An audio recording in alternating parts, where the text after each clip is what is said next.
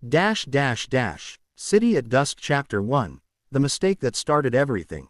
Sophie Evans was exhausted. After a long day juggling her two part-time jobs, waitress by day, delivery driver by night, she was running late for an interview that could finally turn her life around.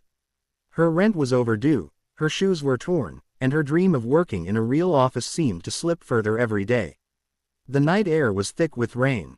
Sophie pulled her coat tighter as an expensive black car stopped by the curb. Without checking twice, she rushed toward it, threw her bag inside, and sighed.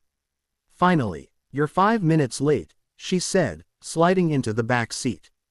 The man in the driver's seat turned slightly. He wore a dark suit, his watch glinting beneath the dim streetlights. His expression was calm but puzzled.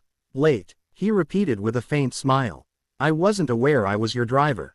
Sophie frowned. "Aren't you from Uber?" He chuckled softly. "No, but, where are we headed?" Her cheeks flushed with embarrassment.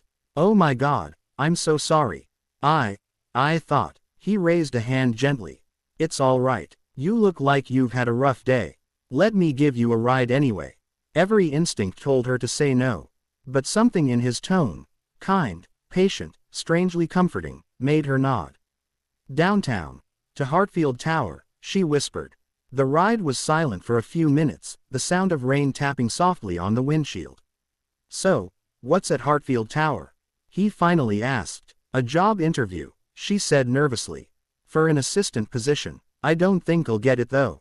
"Why not?" "Because I'm me. No degree, no fancy clothes, just dreams and debt." The man smiled. "Sometimes, the best employees aren't the ones with degrees. They're the ones who refuse to quit." Sophie looked at him, really looked. There was something about his eyes. They weren't the kind of eyes you forgot easily. As they reached the tower, she thanked him again, embarrassed but grateful. "I hope whoever your real passenger was didn't mind," she joked. "Oh, don't worry," he said with a faint grin. "I think my schedule just changed for something more interesting." He didn't tell her who he was. And she didn't know that the man she'd mistaken for her Uber driver was Alexander Hartfield, the billionaire CEO of the company she was about to interview for. Briefcase Chapter 2. The Truth, the Test, and the Turnaround. The next morning, Sophie nervously entered the Hartfield Group building, the same place she'd been dropped off the night before. The receptionist gave her a polite smile and directed her to the 20th floor. As she walked into the glass-walled conference room, her heart stopped. Sitting at the head of the table was him, the driver. Her eyes widened. He gave a small, knowing smile. "Good morning, Miss Evans," he said calmly. "I trust you found your way here easily." Sophie wanted the ground to swallow her whole. You're Mr. Hartfield." "Yes," he said, folding his hands. "And I must say, your honesty and courage last night were refreshing." She blinked, speechless. He leaned forward. "You told me you didn't think you'd get this job. Convince me otherwise." Something inside Sophie shifted. For once, she stopped pretending to be perfect. She spoke from her heart. "I've worked hard my whole life, Mr. Hartfield. I may not have degrees or connections, but I know what it means to stay strong when everything's falling apart. I'm not afraid to learn, and I don't quit, even when it hurts." There was a silence in the room.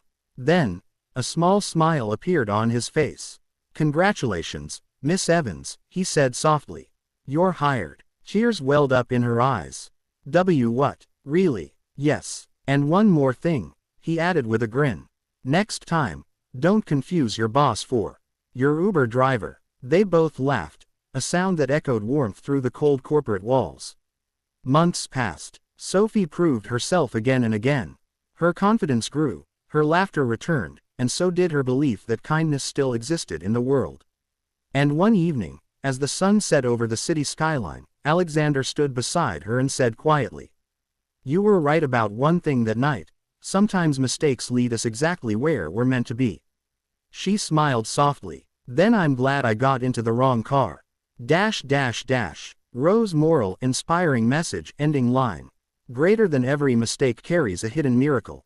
Sometimes life doesn't take you where you want to go, it takes you exactly where you're meant to be.